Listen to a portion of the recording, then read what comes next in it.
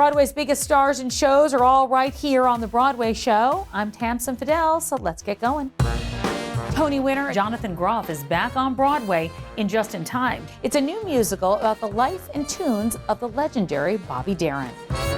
Let's send it out to Paul Wontorek. We're on the 9th floor of the Brill Building in this beautiful corner office. This is actually the office of John Gore, who is the chairman and CEO of John Gore Organization and owner of Broadway.com and The Broadway Show. This was once the office of Bobby Darin. Whoa.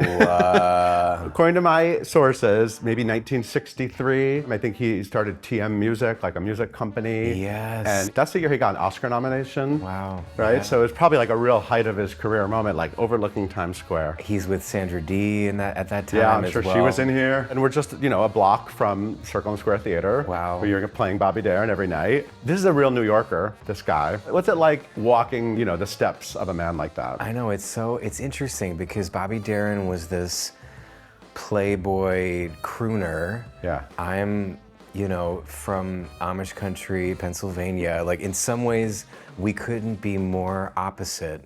And yet, from 7 years ago, when I started singing his music at the 92nd Street Y and this thing, I felt this kind of primal connection to him as a performer. And I think that what I connect to him most is this kind of passion and love for the audience and the need to perform. And then his music, I am fascinated. I mean, he came onto the scene with Splish Splash, which is kind of like a late 50s pop tune.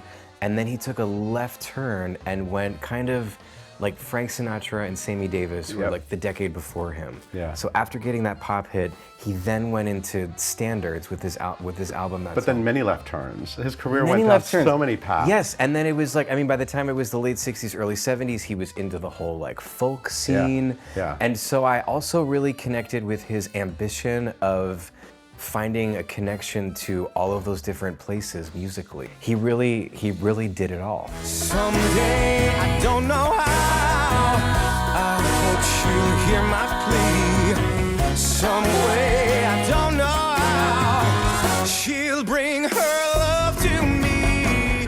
His life story is, wow. He died so young, 37. Yeah. It's very easy to look at the story in kind of sad terms. I don't know if that's what we're getting in your Broadway musical. What is it like digging into the story, and how do you look at his story? When we start the show at Circle in the Square, people are coming into a kind of immersive nightclub environment. Mm-hmm. When we start the show, I'm beginning as myself in 2025 with this audience right now in this theater. As we were developing the show, that felt like kind of the most essential way to start the piece because of his kind of superpower of being in the present moment. I think part of his ability as a performer to be so extremely present was because of kind of the most essential piece of his life story, which is he was born with a weak heart. Yeah. When he was 8 years old, he got rheumatic fever, had several bouts with that, and then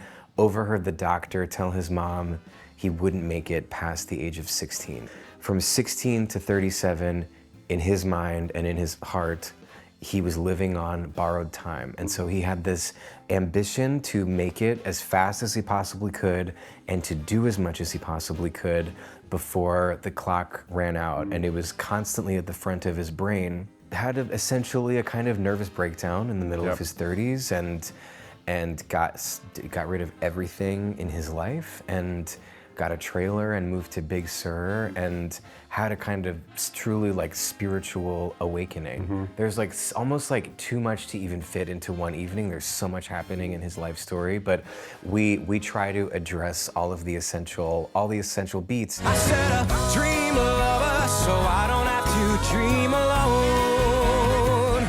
But we're really telling a story of joy, and it's a concert and it's a celebration. Exactly. I find it inspiring. What I hope and what I feel when I am inside of the material is this deep profound passion for life. Even to feel I'm taking drum lessons, I'm taking piano lessons, and to feel those like pathways in the brain grow and to feel that kind of expansion is so thrilling and makes me feel alive and makes me feel grateful to be alive. It's one of the most beloved musicals of all time, Gypsy, now on Broadway. The revival, starring a dynamic cast, including Tony winners Audra McDonald and Danny Burstein. Plus, one of Broadway's great rising stars, Joy Woods. I caught up with Joy at the Skylark. Let's dive right into Gypsy first, because that has just gotten so much buzz and it's so exciting. And I know you're standing there along Audra McDonald every night. Talk to me a little bit about how this experience has been. The last revival was what, 2008? I was 8. Oh so my gosh! Yeah, so anybody that is around my age was not, unless you were locked in with the theater world, we didn't know what Gypsy was unless we were educated in that way and in the arts in that way. We didn't know.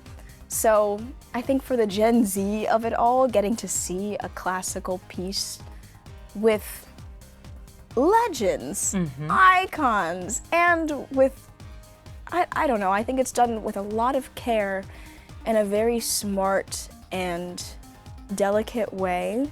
And I think as long as we're trying new and inventive theater, it's nice to pay homage to the classics and hope to share that, and that people of my generation get to feel that too.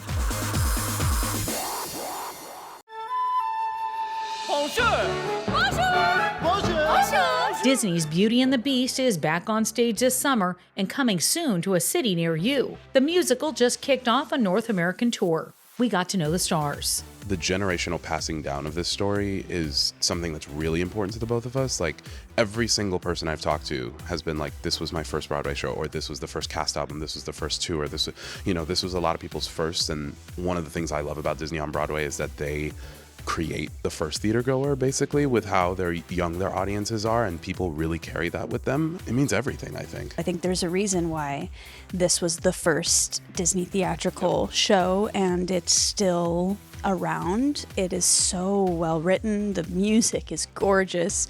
It's really timeless, really, really timeless. Beauty and the Beast was the first film I ever saw in the movie theater when I was small, and it was the first Broadway show I ever saw. So doing this revival, which is, a brand new, fresh take on this material, is really a dream come true. This also has new bits of magic. There's magic that you expect, and there is magic that they have cultivated for this new production.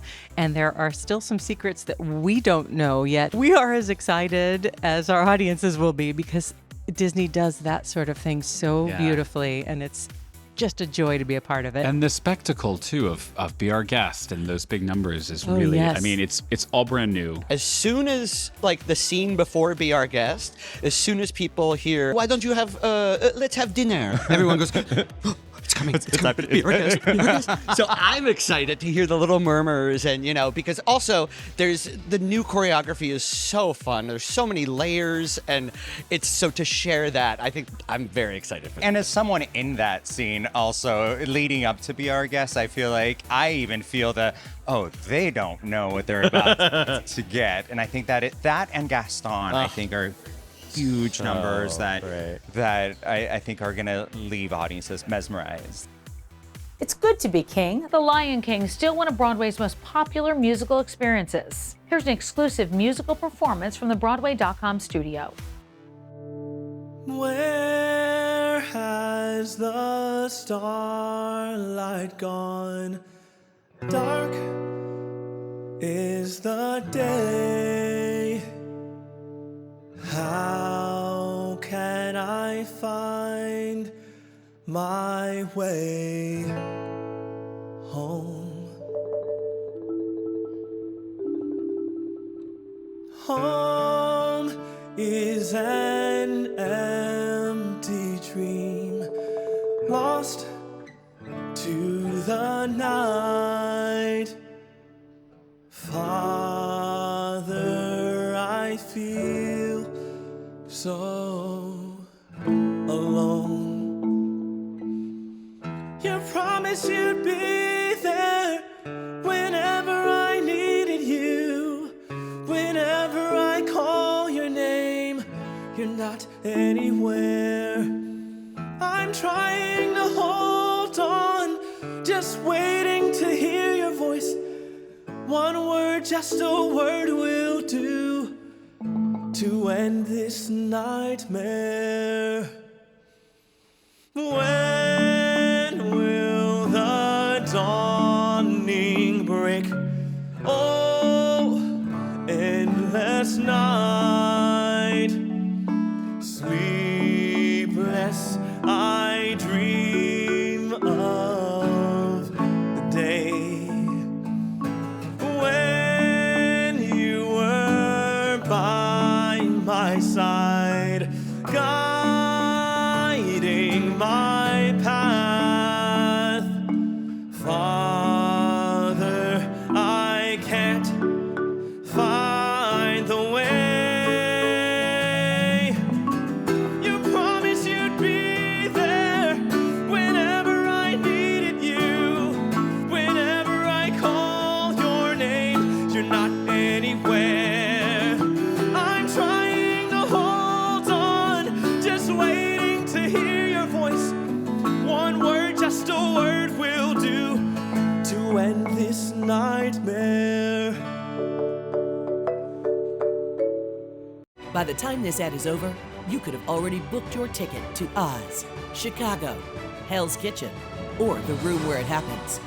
For 25 years, Broadway.com has been the most trusted name in theater tickets. With lightning fast checkout, legendary customer service, award-winning content. Because Broadway isn't the add-on to your trip to New York. It's the reason for it.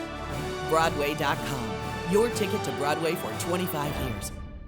Tony-winning playwright Brandon Jenkins is back with Purpose, which won the Pulitzer and the Tony Award for Best New Play. The new play, Purpose, is directed by Felicia Rashad. Here's Beth Stevens with another edition of Building Broadway. Let's talk about purpose. Let's do it, yeah. Well, Ms. Rashad, you've been directing for a while, but choosing a Broadway project for your first time directing on Broadway is a big deal. How did you know this was the one? Well, I don't know that I chose it. I think it chose me. Yeah, when you receive that invitation, you gotta say yes. Why would you say anything other than yes? What about this play moved you? His writing. He's genius, okay?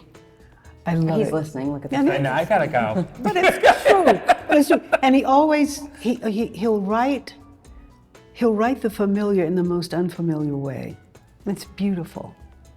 And it's complex. And yet it's so simple. I just love it. It's everything that life is. His writing is everything that life is. And as we know it, life makes the best theater. Well, this play is a true ensemble piece. And tell me what it's like for you to find that complexity in these characters, for all of the characters, and then also fostering the chemistry and the trust in the rehearsal room among this cast. They bring so much with them. Yeah, I was gonna say it's really easy to build an ensemble when you have an ensemble of actors who respect each other and who are kind of equally yoked, you know? And I think any great actor is gonna co-author the role with you in some way, so they're gonna fight for the dignity and the integrity of that character in a new play process, and that's what makes it almost like the story kind of begins to tell itself. I also just love ensemble shows. I love the team sport of ensemble acting. You know, it's like a miracle when it works, and every show is different because you see them challenge each other. Someone makes a slightly different choice, and it tells a slightly different story, and that to me is the joy of live theater. You have such an illustrious career on the stage and on the screen. What do you think your career as a performer has taught you as a director? Ooh, there's the beginning, there's the end, and that's everything that happens in between. There's that very first rehearsal, there's that very last performance, and there's everything that happens in between. Allowing that. People who saw Appropriate last year, Yeah. this is a very different play, but there are some similarities. Yes. There's another very complex, messy family with a lot of internal strife, and there's another outsider who's witnessing that. Can you talk a little bit about these two pieces? Yeah, I mean, ironically enough, I was finishing this play while rehearsing Appropriate, and in some ways they are like conjoined on some level. And I think, yes, if you've seen Appropriate, there are echoes, intentional echoes in this that you might hear. It's really about honoring what I think is truly the most American form of drama, which is the family drama, and finding new ways to tell it, new people to tell it on. You know, that was sort of the impulse behind the play. When you first read the play, Ms. Rashad, what was your first reaction? This is good. Well, yeah. There's only 40 pages. But okay, it was 40 good pages. This is good. Yeah, I want to be a part of this. This is good. Was there something that resonated with you specifically about the play? I had seen 3 of his other plays. All right, so I knew, okay, this is good. And this can only be good because I had seen his work already. And each was different, but each was honest. Each was honest. That's what I look for. There is something about your work that is so complicated and messy and relatable. Which characters are you excited for audiences to meet, or what part of the play are you excited for audiences to see? Oh gosh, all of it. I mean, obviously all of it. This is the thing about ensemble shows. I think all of these characters have been drawn with such care and are just so inspired by the talents behind them. And I do think there's some performances that are going to happen that will be talked about. To say the least. To say the least, yeah. So I guess, yeah, I'm hesitant to, I don't want to even pick any favorites because they're all my children. You know, that's the kind of feeling I have with the characters. But I mean, obviously the people who inspired them were the Steppenwolf actors. So those actors have been with the play the longest, and I feel like in some ways I've tailored it to them most closely. So I guess that's something to look for. Are there certain conversations you want to ignite with your audience? Well, that's the thing. Those things that are expressed that you didn't expect to hear about. Those little gems that creep in a conversation when one character is trying to relate to another, trying to give some information, trying to elicit some understanding. And then all of a sudden something comes in that is so relatable and so real that wasn't talked about before. And it happens in every performance. I would listen to the audience go, oh.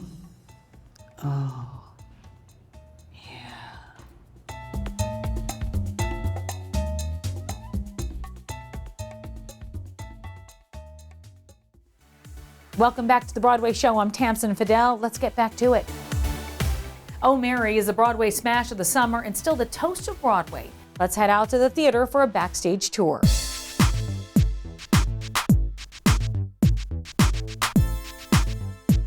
Hi, my name is Conrad Ricamora. Welcome to the Lyceum Theater. I'm going to give you a little tour. And right here, we have our makeshift green room area where we welcome all of our fancy guests. We've had a lot of them. Robert Downey Jr. just came, Andrew Rannells, Christine Baranski. I didn't even know she was here, and then I looked over and I did the gay gasp when I saw her. Oh yeah, Rosie O'Donnell, Sarah Paulson, Amy Adams, Melissa McCarthy. And Melissa McCarthy has seen it twice, once downtown, once uptown. Some set pieces here. You may recognize them if you've seen the show, which you should. That's the stage right over there.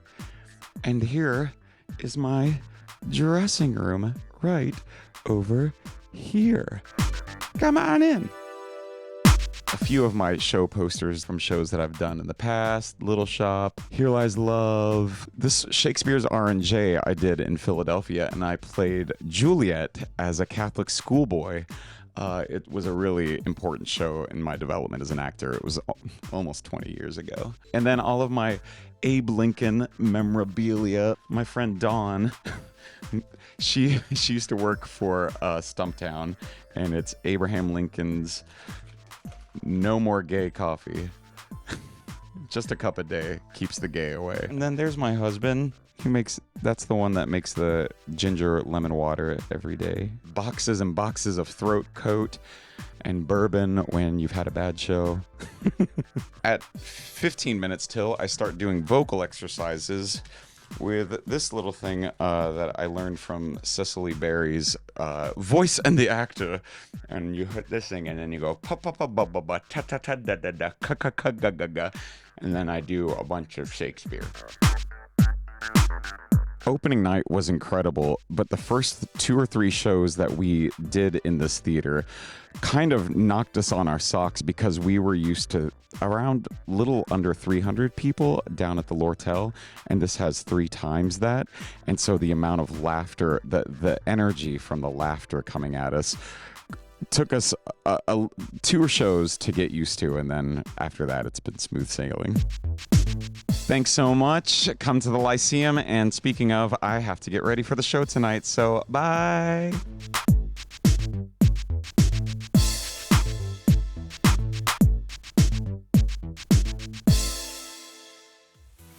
And that's going to do it for us. But for tickets, or if you want to check out our extended cuts of all these interviews, head on over to Broadway.com. I'm Tamsin Fidel, and this is The Broadway Show.